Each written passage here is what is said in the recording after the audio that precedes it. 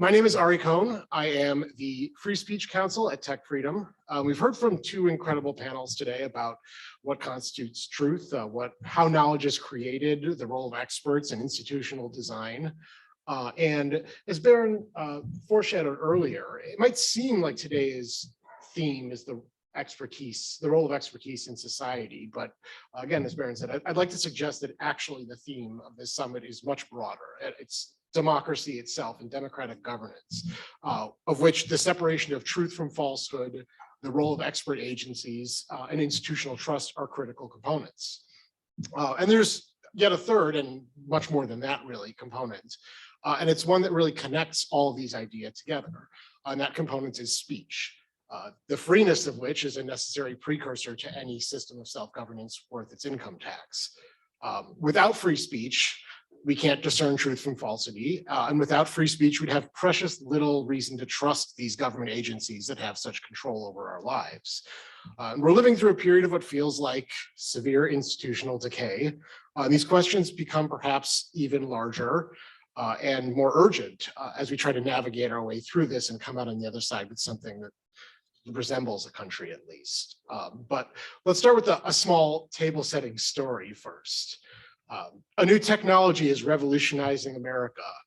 A small number of companies dominate the sector. It's sparking fears that concentrated industry will abuse its power and exploit customers and skew competition among the small businesses that rely upon them to reach consumers.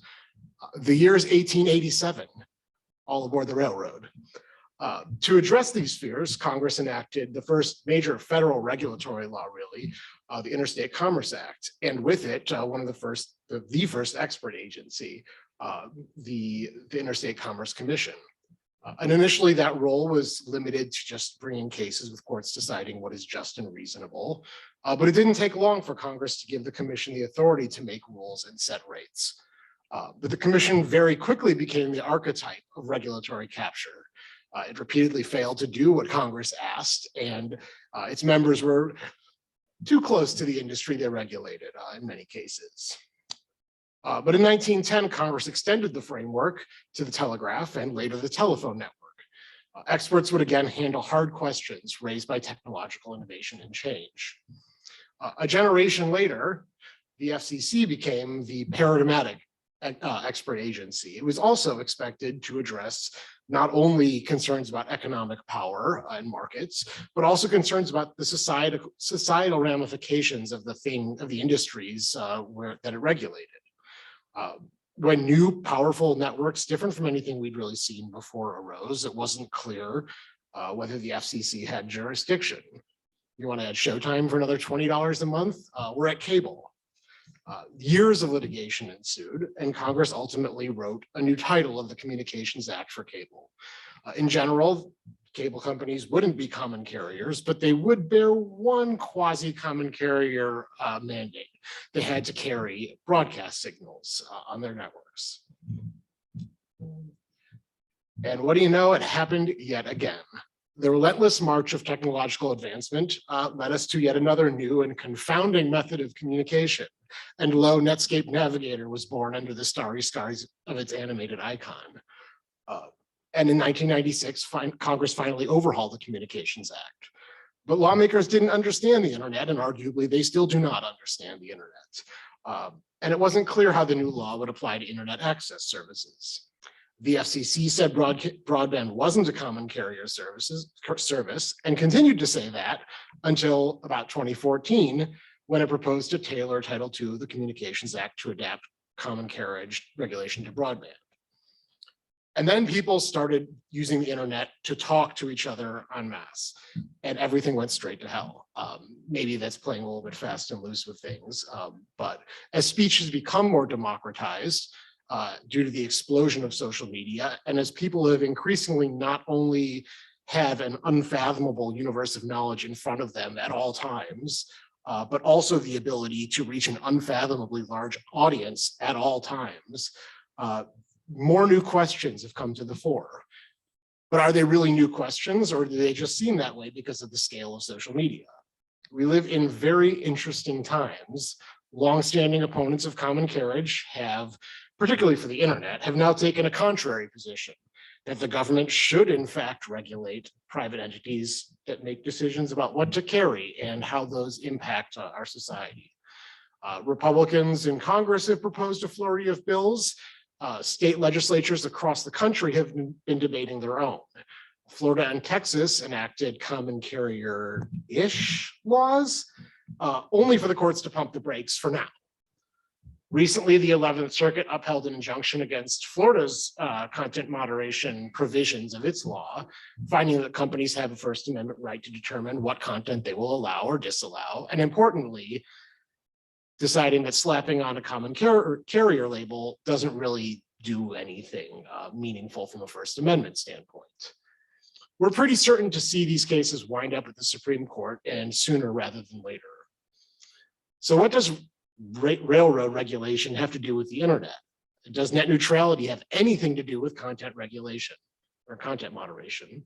And are common carriage mandates for broadband comparable to content moderation common carriage for social media?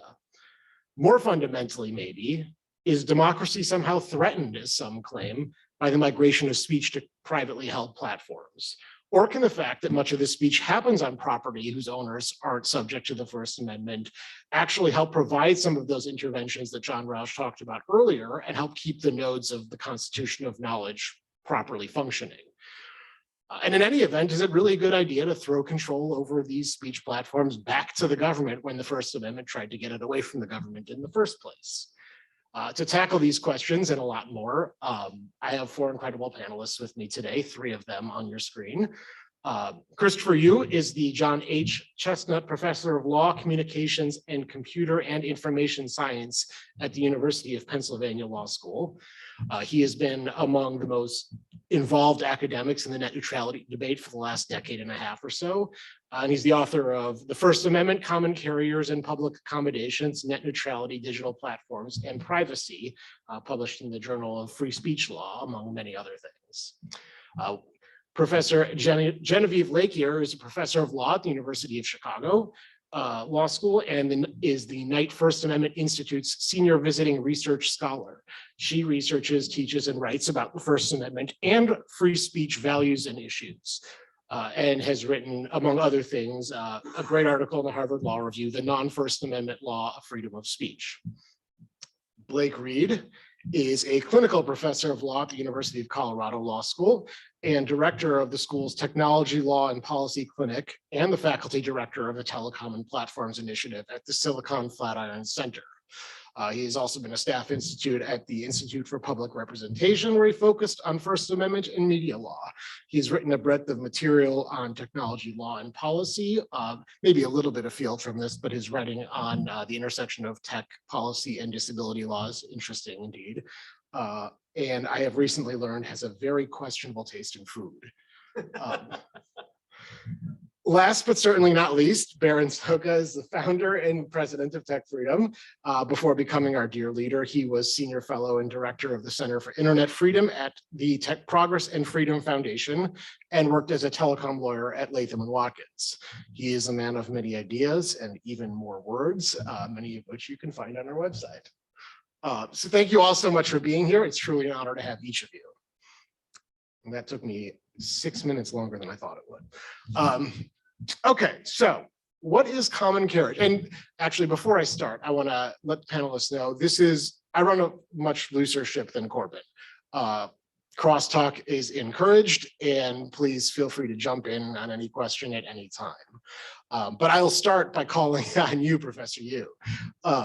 What is common carriage? What makes something a common carrier? Can the government force a service to be a common carrier? What does this all mean? What is the bedrock of this? Well, thank you for having me. Can you hear me well? Yep. Okay. So what's fascinating to me is common carriage is a 17th century English common law concept, which I would say somewhat frustratingly, many people have attempted to define and to mine for the history with, I would say, certainly with varying degrees of success and without any great coalescence around different ideas. What's fascinating to me is what's the dominant definition that most people will cite is there's a couple of cases in the DC Circuit called NARUC where they really focus on whether an entity holds itself out as serving the entire public. On the other hand, the legislature, specifically in this case, the Congress has power to declare things, has used its legislative power to declare certain things common carriers. And one of the fights in the network neutrality debate is whether broadband internet access service, that is last mile ISP service, is a common carrier. And there's a statutory definition that really focuses on whether it's a telecommunications service, which is whether you serve endpoints chosen by the end user without changing the content in between, which isn't exactly and serving that as to the public for a fee. It's a slightly different formulation, but it's one that goes in. What's quite interesting to me is when you ask, does the government have the power to declare something a common carrier? The government has the power to regulate, and in general, on the power of commerce, it's very capacious, except in certain areas which clearly have no commercial connection. What's really pregnant in your question that's so interesting to me, which is, what do people gain by invoking common carriage? And in many ways, they're trying. Justice Thomas did it to try to pick up this old heritage of a certain style regulation, and as we'll get to in the next set of questions, their First Amendment implications. I'm actually found that common carriage is probably the less used. One of the questions that you ask is, does it require market power? Historically, common carriage has not required market power. And so the interesting question is, well, should we, shouldn't we? Well, Congress is free to devise anything they want on top of it. And what you discover is, even if you explain to someone what you're talking about really isn't common carriage, you'll discover that they don't really care about it specifically. It's a useful framework just to invoke some history, but say, okay, so it's not a perfect fit from common carriage, but it's something we can learn from. To preview the work I'm doing right now, I actually think that what we're mostly talking about is better utility rooted in a concept called public utilities. Public utilities is a 20th century United States legislative concept that really traces its roots primarily to a movement started by Wisconsin in 1907 that basically swept over the entire country. Happy to talk about that at greater length, but you start to see categories like that do have market power requirements. And then you see, okay, what are we talking about? But I think in the bigger picture, even if it's not perfectly a public utility or a common carrier, they're just kind of useful models. In the end, they'd say, okay, what can we learn from this? And what's the right regulatory regime? So in some ways, I'm a history geek. I'd love talking about the exact dimensions of a common carrier forever. On the other hand, I think that people on the policy standpoint, they say, okay, that might have been the case in 1907 or even in 1950 or whatever. I think there's a level we'll take this beyond, which is, what work is that concept doing, and what does the past actually teach us?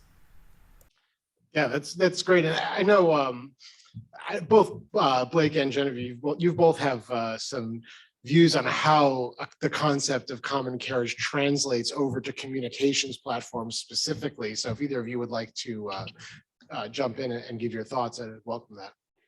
Yeah, I would love to. Hi, everyone. Thank you so much for having me. Can you all hear me okay? I'm using my headphones. All right.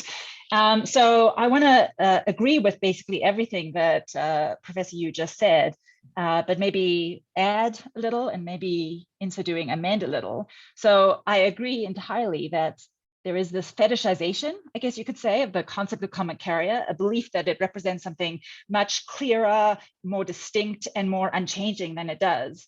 I mean, in fact, even if you go back to the history, what you see, particularly by the 19th century, is the merging together of what were two rather distinct bodies of doctrine. So the thing that we think of as common carrier itself doesn't have such a clear history. There was the law of bailments, which had to do with the liability of shippers or those who transported goods for the goods that were in their possession.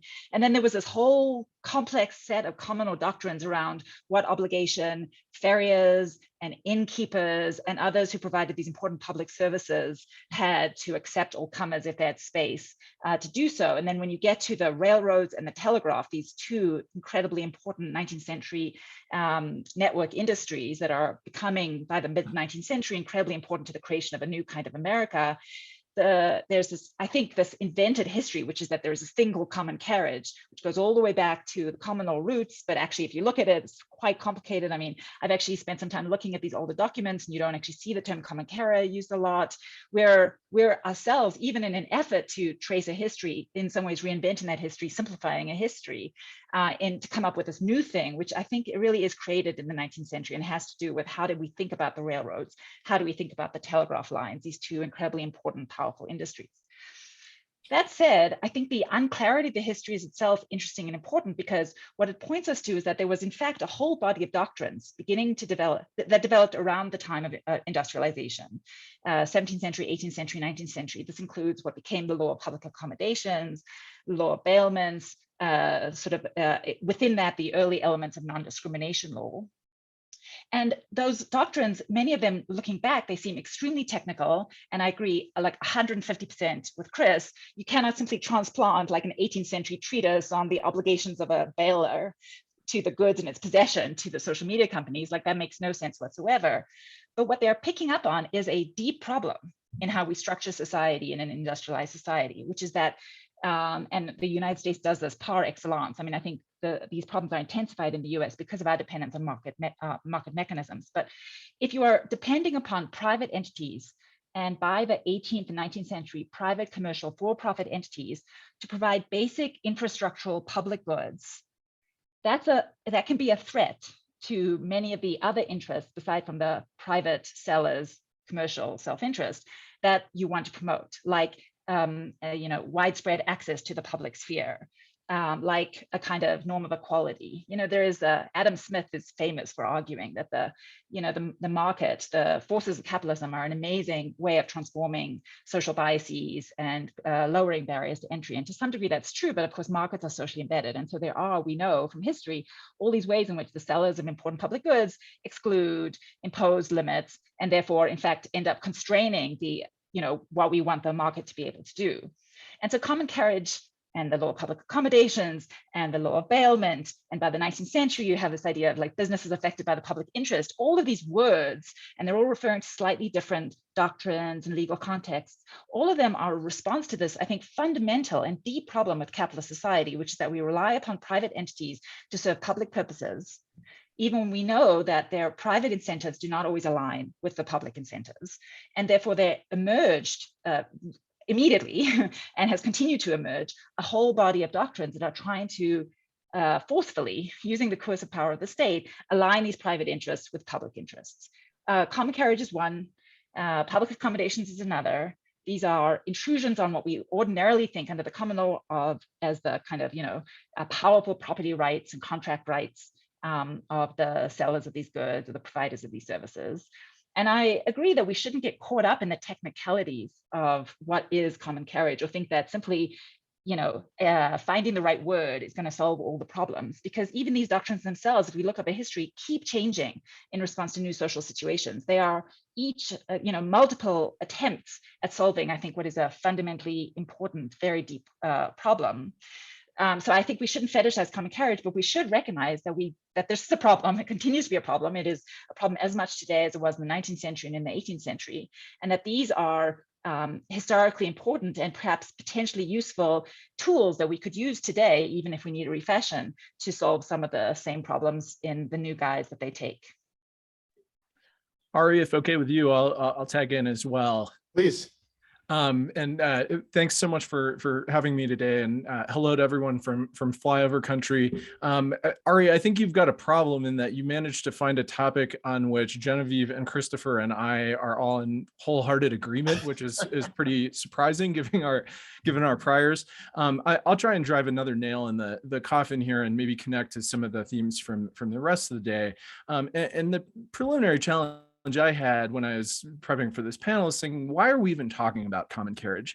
Do we believe that there are some commonly shared substantive core of values and principles that we're tacking toward if we make the proper comparisons, or as Genevieve put it, invoke the right magic words that are going to lead us to a set of right answers on regulating internet platforms? Or, and I think this is maybe what we're seeing a lot of, are we just ginning up thin veneers for exercises of partisan power? And I worry that what we're seeing in the jurisprudence of the Fifth Circuit and the Supreme Court recently, and I use the term jurisprudence loosely and charitably, looks like pretty thin gruel for the Republican Party's agenda to work the content moderation refs at the tech companies. So what's really going on here? As Genevieve said, common carriers are not one thing. And Ari, I think contrary to the framing you teed up at the beginning, I think we don't have like this continuum of evolution. I think we have a series of historical regulatory regimes that couple different types of classification, sometimes sectoral, sometimes technical or economic, sometimes behavioral, sometimes a combination thereof, with a set of, and I should say widely varying interventions that are often related to the carriage of goods, people, or speech, though that plays out in lots of different ways, and often accompanied by a wide range of other oversight mechanisms, and the corresponding evaluation by the courts, often in the shadow of the First Amendment. But there is no monolithic law of common carriage that we can try and fit social media platforms into, or frankly, any other type of platform. And we should be careful talking about what kind of platforms we're talking about, because they're all different. Social media is not the same as search, is not the same as retail, is not the same as DDoS prevention or caching or DNS or ISPs, et cetera, et cetera. Most of what we're talking about here are new regulatory regimes that are being created from whole cloth by legislatures, often state legislatures. We're not typically, aside from net neutrality, trying to jam internet platforms into the Communications Act or old school common carriage law, although see the Ohio case against Google, where the court rejected common carriage arguments but allowed public utility arguments. And as Genevieve and Christopher have noted, we could be having a very similar conversation about public utility law, public accommodations law, public forum law, et cetera, et cetera.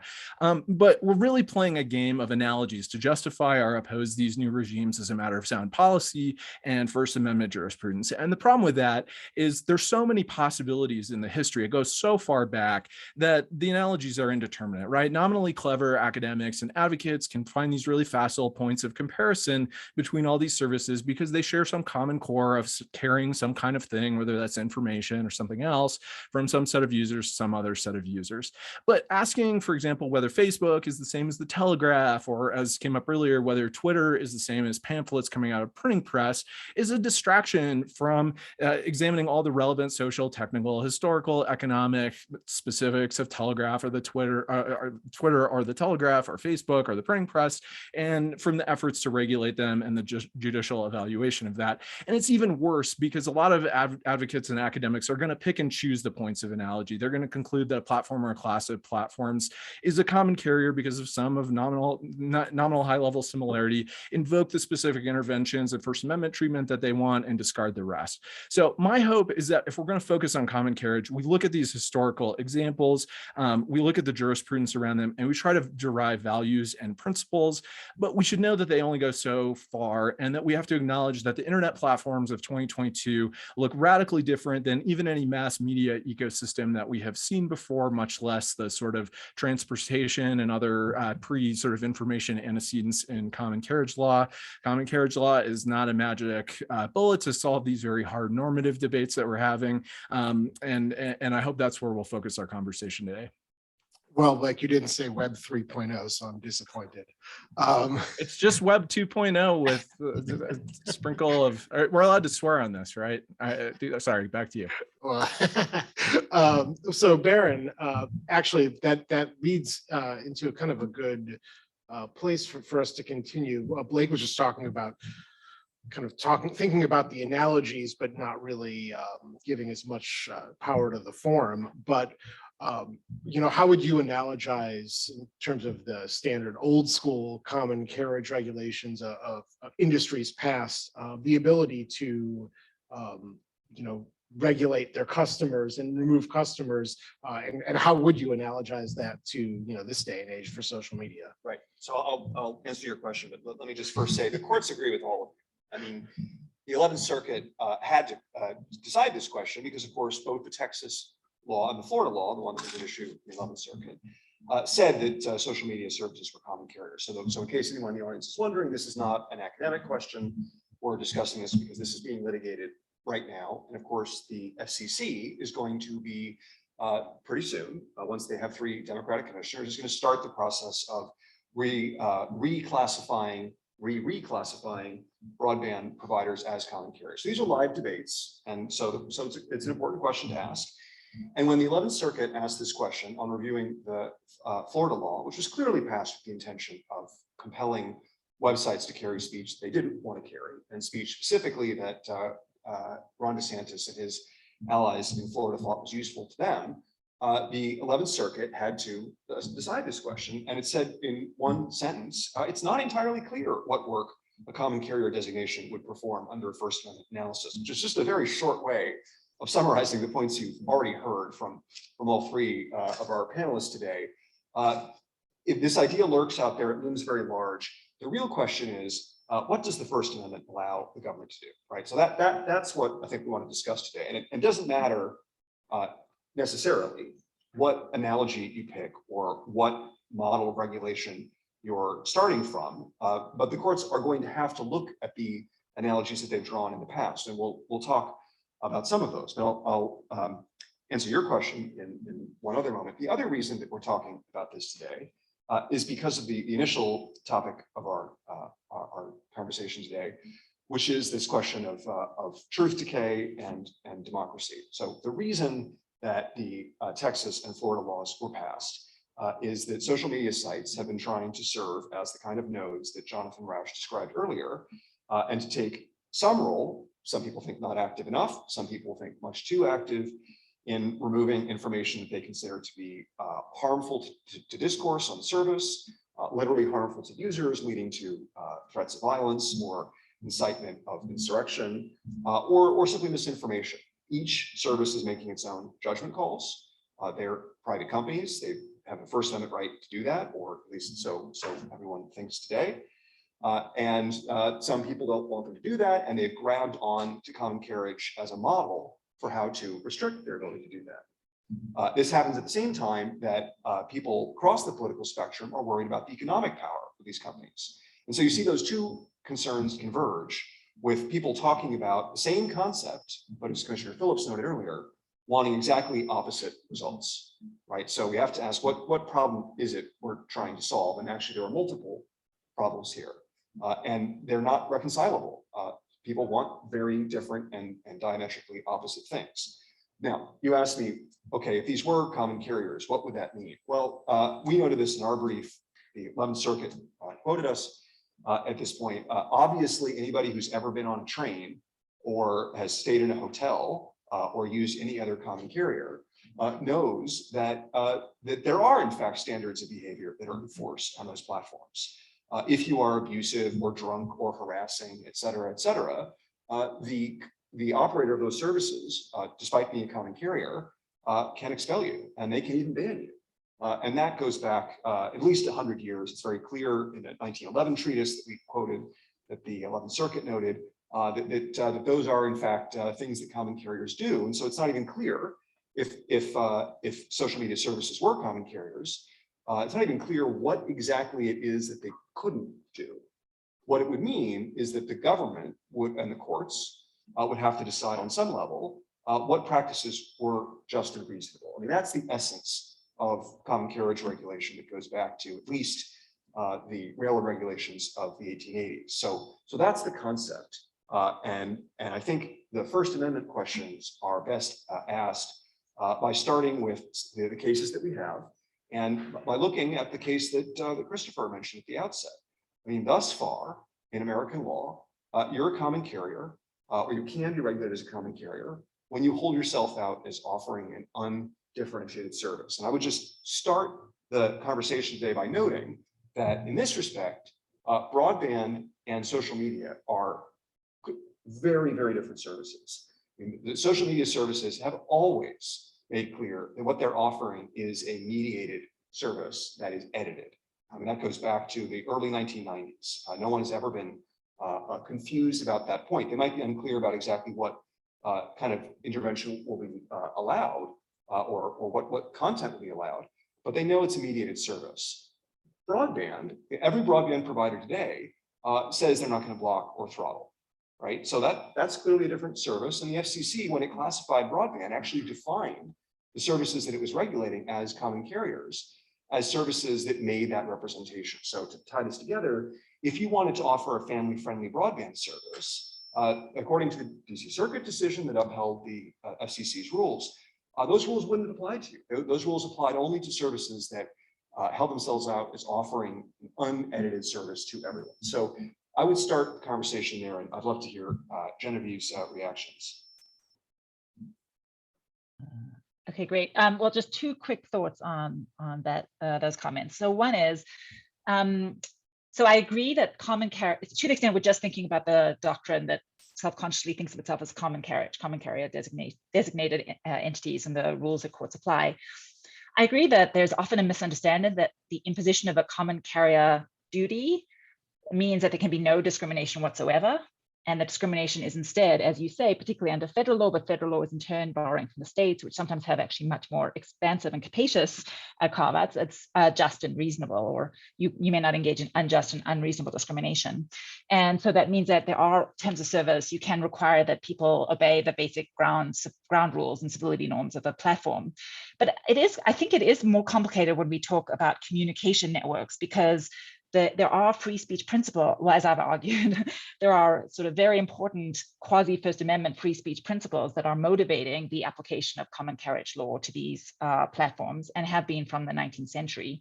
And so if you just think about the application of common carrier law to the telegraphs, for example, the question of what was an unreasonable act of discrimination when it came to what we would think of today as content-based restrictions on who could participate, or the telephone companies.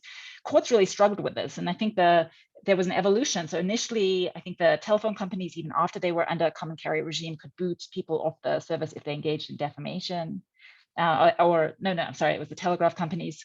And then by the early 20th century, the general consensus among the courts was you have an obligation to transmit defamatory material, which is why by the time we get to federal regulation, there is an explicit sort of a big conversation in Congress when we're enacting the communications law about what does this mean for the new entities that are going to be subject to this.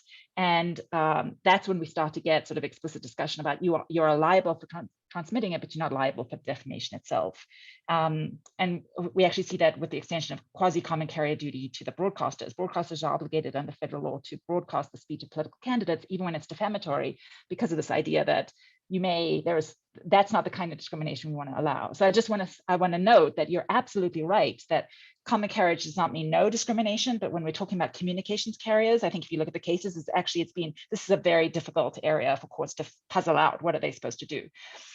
The second thing I wanted to say, and I thought your remarks highlighted this well, and this is a little bit of an amendment of what I earlier said, which is that as an empirical matter, there is no clear-cut common carriage regime in history that's just isolated from this much broader set of doctrines and concepts and ideas and problems that I was talking about.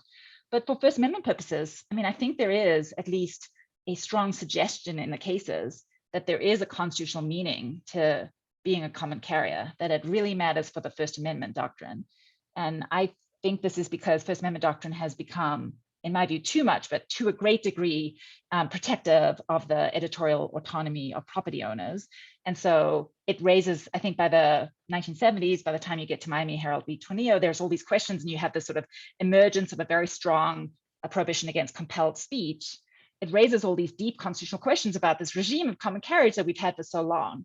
And the way that the courts solve this is to say, well, there are different kinds of entities for First Amendment purposes. And these are constitutional categories in a way, even if I think they're ultimately derivative of regulatory distinctions. Or three, I guess. I know Chris hates this framework. I'm not a huge fan myself, but I think it is a response to this problem of having a very property rights protective First Amendment, but also this deep problem of the marketplace. And so you have newspapers, the central protective figure of the modern First Amendment. Then you have broadcast networks, which on very spurious grounds don't really get strong First Amendment protection of their own, and the court doesn't really know how to explain this, but isn't going to back down. And then you get common carriers. And I agree that the way in which the courts talk about it is that a common carrier is defined as an entity that holds itself out to the public. And here, actually, you have echoes of the past, because this is language that comes back from the law of public accommodations when we're trying to figure out what a public accommodations is. Who are the businesses? What are the class of businesses to whom it is just to impose these kinds of public-facing obligations? But I think that's a bad way to think about it, actually, although I do agree that the cases sometimes say that, because it's so easily subject to manipulation. Now, I agree with you that there are, if we just look at how different kinds of communications businesses operate, they operate very differently. Insofar as editorial discretion plays an incredibly differently important role in the service they provide to the public. A newspaper would do no good if there was no editorial discretion. There was no editorial decision making. It's in some ways impossible to imagine what a newspaper would look like. You have to have a front page. Like, the point of the newspaper is that there's a decision made about what goes on the front page, and that's an editorial decision. The Telegraph, by contrast, the public service that's provided is not a service that requires there to be editorial discretion. And so I think that there is a functional difference in how these different kinds of services are providing value to the public sphere that the courts are picking up on. And the way in which you identify that, I think, is saying, well, when you look at how you advertise yourself to the public, what do you say you do? That's how we get to this functional difference. But I think it cannot be simply that you hold yourself out, because then any potential common carrier that wants to evade this regime could just say, well, we hold ourselves out to the public except for people who are 5'11" and have green eyes. Everyone else we serve, and now no common carrier obligations for us. That's just too easily subject to manipulation. I think there is a deep functional difference between, as you say, how ISPs operate, how broadband providers operate, and how the social media platforms operate. But it's not in the designation that they provide when they advertise to the public. It's in how they operate and the values. What is the service that they are in fact offering? Chris, go ahead. So I think that you've set things up very well for the conversation we need to have. I'm less confident that common carriage has a well-defined First Amendment meaning. In fact, one of the things that the 11th Circuit actually cited some of my work for as an acknowledgement in the cases I cite, there's a bunch of tangential mentions about, compared to different things, what common carriers get or don't as a category in terms of First Amendment protection. And I don't mean to say I'm the only one. There's a number of scholars who commented this has never really been adequately resolved. And so I think that it's not entirely clear. To the extent to which there is any guidance, there's a cable television case about the must-carry rules called Turner Broadcasting. And what's really interesting is it did two things. It really emphasized the fact that there was a physical switch that the cable carrier could turn off. And then they actually distinguished the case of Tornillo, which you mentioned, Genevieve, which is, I forgot to mention, by the way, I go by Christopher Genevieve because my wife is named Chris. But the interesting thing about Tornillo, they distinguished it as saying that was still good law. And it became clear that an economic natural monopoly, which many newspapers had at the time, was not regarded as sufficient to bring yourself within Turner. It's only when you had a physical facility that was a monopoly. We can talk about that with different types of networks, but especially when we're talking about virtual networks, that is social networks and other things, it has a hard time expanding beyond that. And so if you take that, regardless of the categories, if you take that as indicative of where the court's likely to go, I think it stands as a pretty stark barrier in terms of how to think about this. You're inviting us to do an entity-based consideration, and I think it was mentioned in the introduction about a concept called affected with a public interest, which was very popular. Really, it goes back to Lord Hale in England in the 17th century, really popularized by Munn versus Illinois in 1877. And really interred by Nebbia as a doctrine without limits, because we're trying to figure out, is ICE delivery affected with a public interest? Is insurance, all these different things that we talked about. But what's actually very interesting is in the middle of that whole fight, generally it's been regarded as sort of empty since then, and the Supreme Court in 74 and Jackson versus there's other cases. But the court did try to resuscitate it once in a case called Charles Wolfe Packing. And as it turns out, they basically collapsed it into the definition of public utilities as one of the prongs, or something that was created by the government or heavily regulated. So in some sense, using that as a definition for what the scope of this is became ultimately circular, and it doesn't really, and it's consistent with the eventual rejection later in Nebbia that it doesn't really it doesn't add anything. Because when you think about it, I always think about, people say, should oil be a public utility? It's very important. Obviously, in these days and age, it's one of the most politically important things. Yet we've always relied on provision from private companies. We do rent control somewhat for housing, which is, on the Maslow hierarchy needs very high, but not universally so. And food and all these other things that are very high. And so there's actually a theory that comes out of primarily public utility law that says when you can have competitive provision, we leave it to markets. but only when you have natural monopoly, you have a choice between government provision and regulation, and they opted in favor of commission-style regulation, which we can discuss. There's one last thing I want to give credit to. I mean, I love your piece, Genevieve, and I love the way you talk about it in the title. It's the non-First Amendment law of free speech. And I think it's correct what you're saying, but this is not First Amendment law.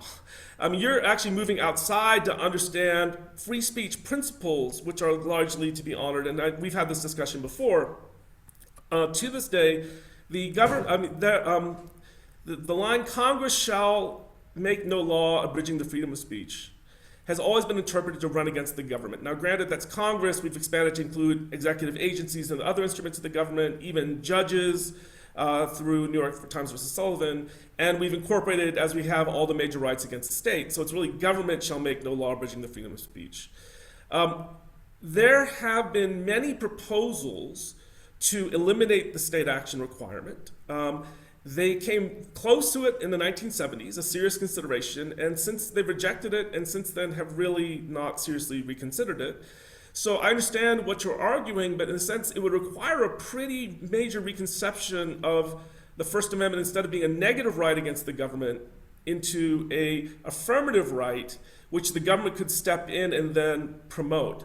And to this, I always think of CBS versus FCC, a case from the 70s, which said, it's not that private censorship is worse, it doesn't exist, but the cure would be worse than the disease, which is putting the hands in government to do that would be worse.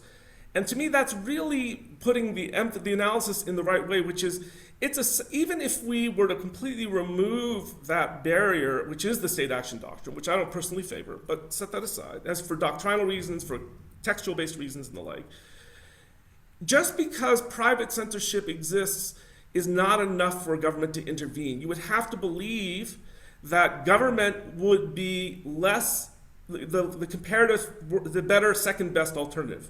Because there's no reason we should presume that the government should be better. We have ample examples of government abuse, and we have a lot of discussion about how the same entities, the private companies, who we often complain about, exercise a very large influence over government policy. It's what Charles Lindblom called circularity. And so even if we go that route, it's not, okay, then we have a problem, therefore law must be able to help. What we've learned the hard way is we have to do a more elaborate analysis, to do a comparative institutional one, to say, in fact, would that be better? And to deal with the reality that government has its flaws, and it has a long history here that is far from perfect. I want to give Blake an opportunity to step in before I bounce that. Yeah, and I'll try and circle us back to Barron's point. What I would just characterize that you just heard is a deep debate from two of the leading historical experts on how the First Amendment cashes out in these contexts. And I'm sure they could keep going for a while longer. And against that backdrop, how are these arguments? These arguments are going to get played out in 60-page briefs to the Supreme Court about this history, about what it all means.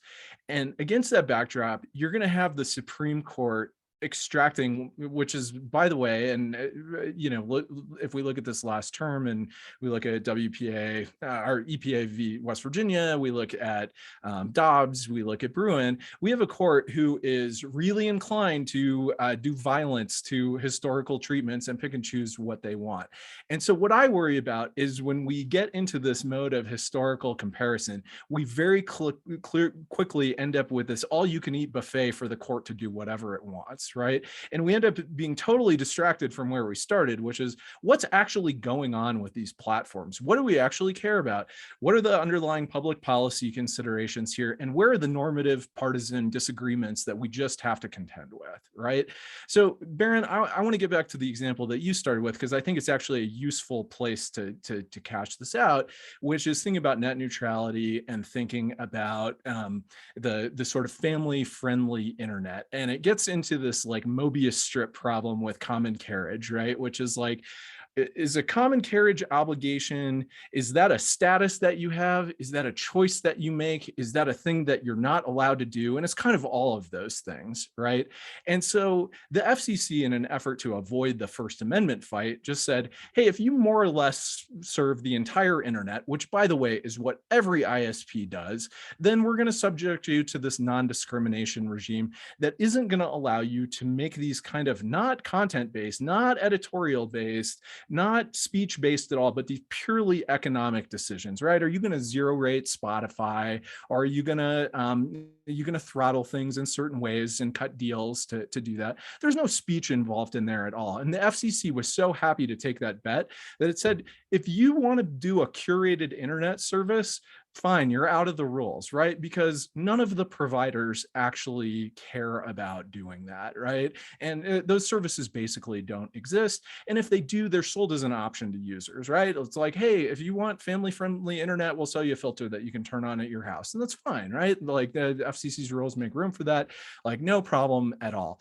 So I think what's important there is what's the actual editorial thing that's happening there? And to Genevieve's points, what is the First Amendment interest of the users of the network? There's almost no editorial interest that anyone seriously contests on the ISP side of things. The notion that ISPs really care what's traveling over their networks beyond, harm to the network and beyond getting paid is totally risible, right? And on the other side, users really want to use these networks so that they can make these decisions themselves. They can decide what application layer services and platforms that they want to use. And so this is pretty easy from a First Amendment perspective, right? But I think if you crawl up to social media platforms, we're in a totally different world, right? All right, let's talk about search. Search may be even easier, right?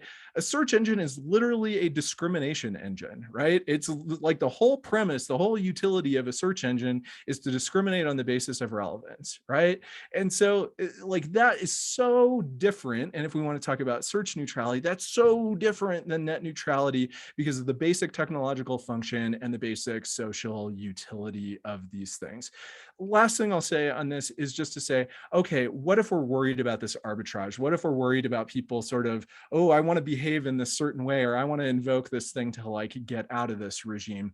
I think there's two ways that we can go after that. One is actually the old school FCC way of doing it, which is regulating entry and exit, right? Which is you get into this business, you have to attest what exactly it is that you're doing, and the FCC sort of got rid of that. But if you want to make a major change in that, then you have to get our permission, and we're going to notify your customers, and there's going to be a big rigmarole. You can't just decide one day, oh, I'm like out of this regime, right? You have to sort of opt in, and you have to get permission to leave. So that's one way to get after it. But the other way is to just interrogate the editorial interests that are being asserted and the user's interests. Just look at it and say, okay, like what sort of discrimination do you want to engage with? Explain to us, right? And when Verizon tried to do that to the DC circuit, it's like people are just stifling laughs in the courtroom, right? But if Facebook and Twitter and Google show up and make those same kind of arguments, they're going to be pretty serious, right? They've got a pretty elaborate operation that centers on exercising some form of editorial discretion. And if they're willing to be forthcoming about what that is, I think they've got pretty strong First Amendment arguments to make. But that's what we should be talking about. All right, back to you. So you guys have done a great job of blowing up my entire outline and coming well prepared enough that I don't have to do a whole lot of work. But you also gave me an opportunity to get into the really fun part of the conversation, which is more normative than it is legal, I suppose. I'm going to ask kind of a few questions all bundled together and let you all go around the room again and wash my hands of it and call it a success. But should we be worried about the kind of editorial control that social media platforms have? Is that something we should be concerned about? And, if it is, I think it maybe, Blake, a little bit blows up the question of the First Amendment interest of particular users versus the platforms, and maybe transforms the users part of the analysis into a societal examination a little bit. Or at least potentially, and that's somewhat, Professor Lake, what you argue in your paper, and I've really been waiting to ask you this question a lot because it's something I've been thinking about. In your paper, you go over the history of how courts have been willing to permit redistributive laws and speech rights, and this can serve to protect democratic values and principles. Now, one can easily imagine proposed legislation that, say, requires platforms to remove hate speech if it comes from a powerful account, because it could cause users to not want to participate if they're from one of the communities targeted by And that therefore would, protect certain democratic principles and inclusion. So, how do we draw the line into, as to where these redistributive laws are permissible or impermissible? And, as a more general principle, how do we really kind of distinguish between the two sets of rights that Blake was talking about, and grapple with how to resolve them? And anything else along those lines that pops into any of your heads? Okay, great. So several thoughts, but quickly, I just want to respond to Christopher's comments. And so sorry for calling you by your wife's name. It's a lovely name, which is, I agree. So I also don't particularly want to get rid of the state action requirement here. And I didn't mean to suggest that the First Amendment compels these kinds of non-discrimination norms. But I think for everyone in the audience, it is really important to understand that today the First Amendment both provides a floor and a ceiling. That is to say, it protects us all in varying ways against government action that tries to restrict our expression as far as it's protected by the First Amendment. But it also disables legislation, even when that legislation is avowedly in the interest of, and we might think actually promotes free speech interests of users and other entities. And so my concern right now, and as I trace out in the article that you referenced, my concern is that there is this enormous body of non-First Amendment free speech law that has, for most of the First Amendment's history, been understood as something separate, sort of serving the same interests, but being enacted through legislation, through executive action, through regulation. And then there's the First Amendment, which was much narrower. As the First Amendment has expanded and has become, I think, much more libertarian, and I mean libertarian in a kind of like the classical way, not just civil libertarian, but like economically libertarian. It aligns property interests and speech interests very closely. It's proving, I think, increasingly more of a threat to this existing regime. And so I think the thing we're all struggling with today, and the reason why, I guess, Justice Thomas's dissents and concurrences about sort of his moves towards thinking about public accommodations and common carriage as potentially within the permissible under the First Amendment, even as applied to the social media companies, is one way to understand this is trying to make sure that the First Amendment doesn't preempt or prevent legislation or regulatory action that we might think actually furthers free speech values. And so there is this conflict, I think. It's not, the question on the table is not, does the First Amendment require the sort of imposition of common carriage like duties in social media platforms, but does it prevent it? That's a relatively new question. I think it would have been hard to imagine 100 years ago, but it is the central question. So it's the thing I think we all have to wrestle with, and why I think to some degree, and I agree with you, it's a very unclear category, but there's this notion of common carriage that is sort of quasi-constitutionalized, even if it's not effectively defined, as a way, and the court itself, the Supreme Court has referred to it only glancingly, but always in a kind of like, isn't obvious? Obviously, these laws aren't unconstitutional because they apply to common carriers, which is a totally different category of beast, without much elaboration, without much explanation, but it's trying to reconcile what I think of as the non-First Amendment law of freedom of speech and the First Amendment law of freedom of speech. Okay, so normatively thinking about redistribution. Well, I guess I just want to say one more thing, challenging the premise of the panel, although that is a horse that has been beaten, which is that it seems it's easy to dismiss the application of common carriage to the platforms because they're so different from the telegraph and the telephone companies, and I think ISPs, in that their editorial decision-making is a core part of the service they provide. I mean, Tarleton Gillespie said it is the service, content moderation is the service that platforms provide. We may think maybe it's advertising, but it's a core thing of what they do. And so for that class of businesses, we haven't historically used the category of common carriage. We've used public accommodations law. Public accommodations law is a close cousin of common carriage law, but it's less expansive. It doesn't require there to be anything like first come, first served service, but it imposes non-discrimination norms on sellers of goods who otherwise have plenty of reason to discriminate, right? They can discriminate in all kinds of ways. They just cannot discriminate on the basis of protected categories. So Ari, to your question about what kinds of redistribution is permissible, I mean, I think there's an easy answer here. I think there are deep questions about the hypo you raised that I'm happy to talk about. I want to talk about in a second. But in my view, sort of the normatively easy way to begin is just to extend federal public accommodations law to the social media platforms, because that would, and maybe expand it, because the federal public accommodations laws are very narrow. But there's just, it's not core to the business of Facebook or Twitter or any of the other platforms to discriminate on the basis of race or on the basis of gender, on the basis of sexual orientation, on the basis of age, on the basis of disability. There's a whole bunch of categories that we think are irrelevant to the service that these platforms provide. And there's evidence that there is discrimination in the application of their rules. And so a first step, if we are worried about the unadulterated power, unconstrained power of these platforms, and we are, but at the same time, we're worried about free speech law, it's interesting to me that we're teeing up this question in this hardest vein. Like, common carriage law is not a good fit for these platforms, but I do not see why public accommodations law is not a great fit. I don't actually see any problems from a First Amendment perspective. On this question about hate speech and how far do you go with redistribution, I suppose the principal answer I'll provide, not a specific answer, but in general, the answer is, courts, I think we just can't lose sight of what we're trying to do, which is this isn't a mathematical equation to be solved. This is a normative project. We are trying to fashion a healthy public sphere in which lots of people can participate, and we're relying heavily on private for-profit companies to do it. And so my general view is that when it serves the free speech values, we impose these kinds of non-discrimination or must carry obligations on companies. And when it doesn't, we don't. And we have to think about both the peril of private power and the peril of government power. For the question about, can we disable really powerful users' accounts when they engage in hate speech, and maybe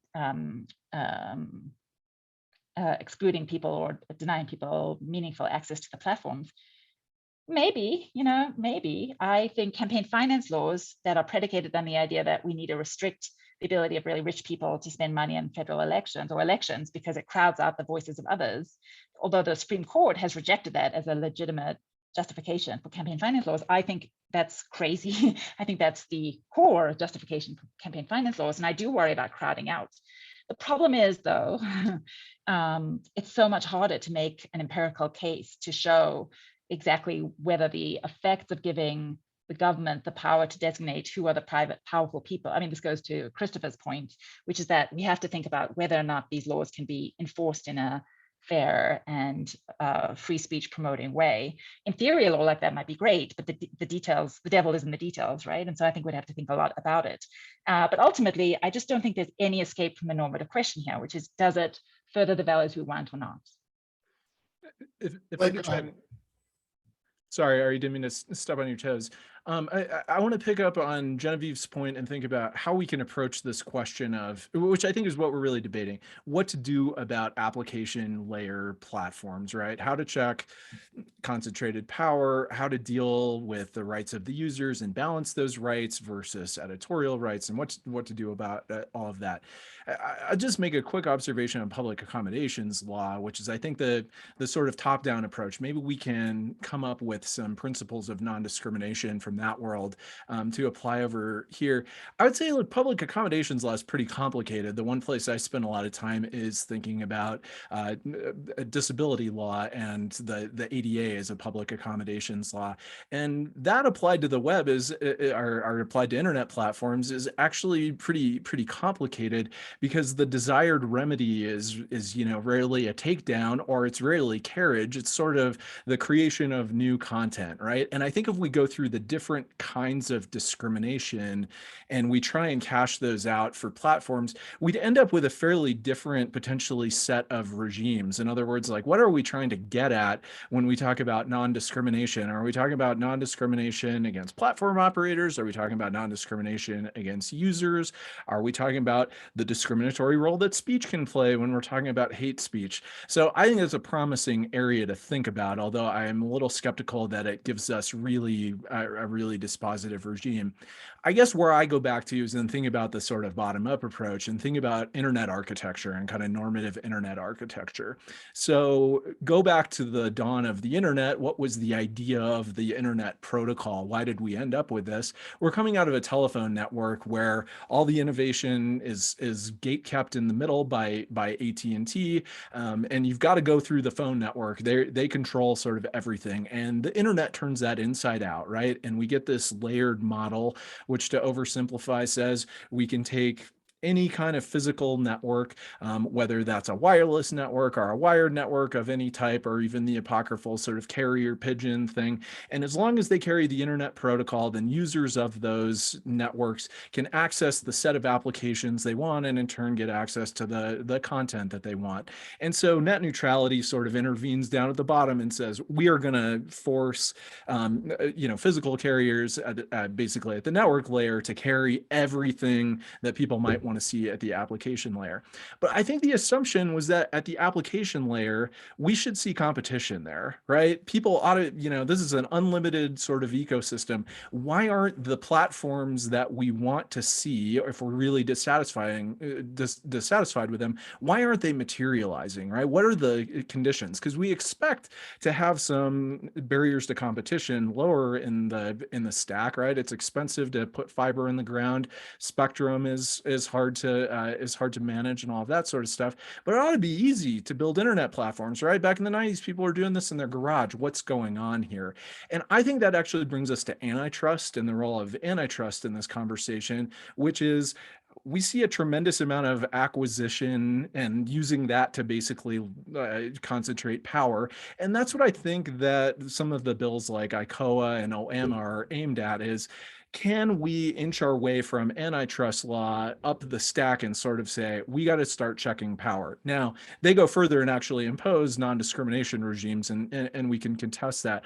But I think we ought to assume, why aren't we we ought to check our assumptions about why aren't we getting the kinds of platforms that we expect? Why are we so unhappy with the application layer? The sort of guiding start to the internet was that we should be really happy with this. We should get whatever we want. And, why haven't we ended up there? And I think that's a question for competition law to answer as much as free speech law.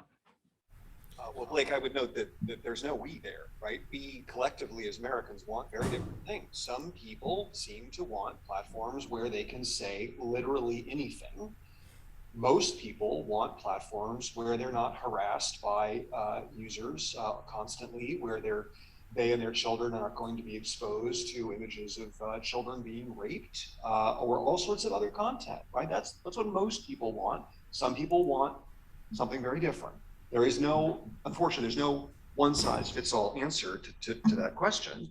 And in that sense, the market, I think today is actually working pretty well. If you want services where you can see almost anything, those exist. The question is, do those services have, for example, a right to be carried on the larger platform? So does the Parler app have to be in the Google App Store or the Apple App Store? I mean, these are the kinds of questions that these Texas and Florida laws are trying to solve. We've thrown a lot of concepts at the audience. We've suggested some ways that First Amendment doctrine maybe ought to change. I think it might be helpful just to close, just to set the table as to what the court has said in the past. So newspapers have the right to carry the speech that they want to carry. They cannot be compelled as common carriers to host speech that they don't want to carry. Broadcasters have been subject to some restrictions, some forced mandates, and Genevieve specifically noted those with respect to political candidates.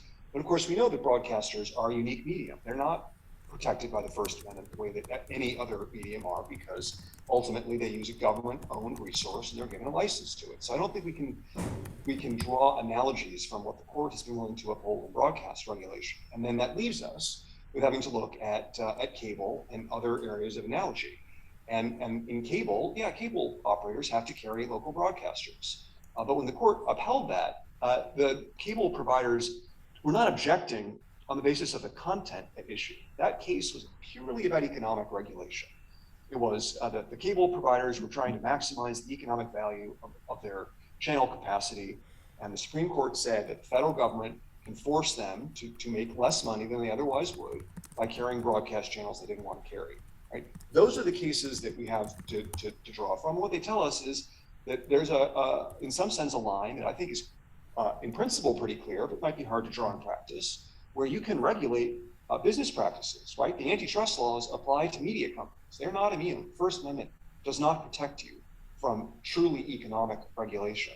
The problem we're running into is that it's becoming increasingly difficult to draw a line between what is economic regulation and what is in fact a matter of editorial decision-making. When Amazon Web Services or Google or Apple or Twitter or whoever refused to carry Parler or other services like that, they said they were doing that for editorial reasons.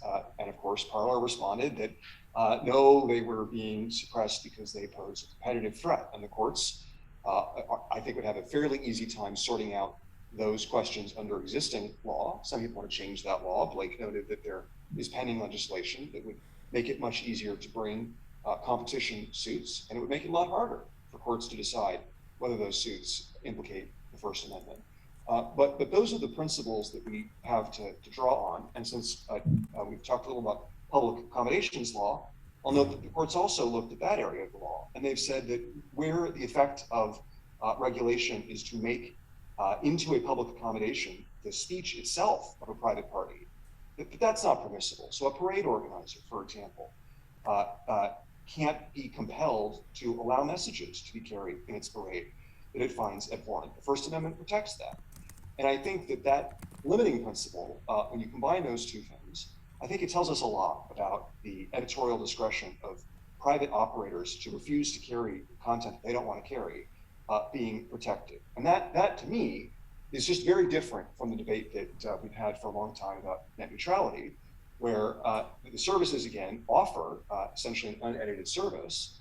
There are some very good policy arguments to be made against trying to impose the total weight of common carriage regulation that literally is drawn from the 1880s onto those services. There may be a major question involved, such as we discussed on our last panel. But I don't think that those two debates are really the same thing. It's really hard to see how the same people who opposed common carriage regulation for broadband services are now clamoring for it for social media because they feel that they and their political tribe are being censored. In our remaining time, I want to give Christopher, sorry, I just made a mistake, The last word. So to try to do justice to everyone, not to say something that'll do this, I think what we're concluding is the categories they matter, not because we wouldn't apply them, oh, it falls within this, so therefore there's consequences. What it really invites is they all had a rationale about why they existed the way they did. And before we think about extending them, even if the legislature has the power to do that or whatever, we need to think about what was the animating principle. Otherwise, we just run around and do whatever gets enough votes in Congress. And so I think they're inviting us we had a discussion here around a more nuanced thought of this. There's a lot of other things I could talk about, but the other thing that Genevieve is really asking us to think about is a more managerial approach to free speech, and a move away from sort of a libertarian or speaker-based one. And as we all know, there's a long history of this, and a lot of the debate happens forgetting that there's been push and pull on this. And so I would say there's a lot, and it's not as if everything's been said. So I mean, we'll continue to have this conversation. But there are two of the things I do bear in mind is that one of the big examples of this is the fairness doctrine, and we learned that all rules can be gained. Fred Friendly's book shows that it was used systematically by the Johnson and Kennedy administrations to systematically suppress Republican speech. And I do think that the other thing that's more of a challenge is Robert Post responded to a very good friend, Owen Fist, is that if you're going to do a managerial perspective, you need to think about Archimedes, who said, give me a lever and a place to stand, I can move the world. And he says you need that place to stand. That is, you need a place you can step outside the current system and to think about what an idealized system would be to understand how she should be exercising that managerial discretion to say it should look like this. And I think that that's a serious proposal. That is not to say that the kind of ideas that Genevieve is suggesting is just invalid by themselves. It does suggest that, as she said, the devil's in the details. There's a huge enterprise to struggle with what those goals are to determine the proper institutional design to get there. And I do think that is a conversation we're going to have in the years to come. Thank you all so much for being here. I really appreciate it. I wish you could join us at the reception now.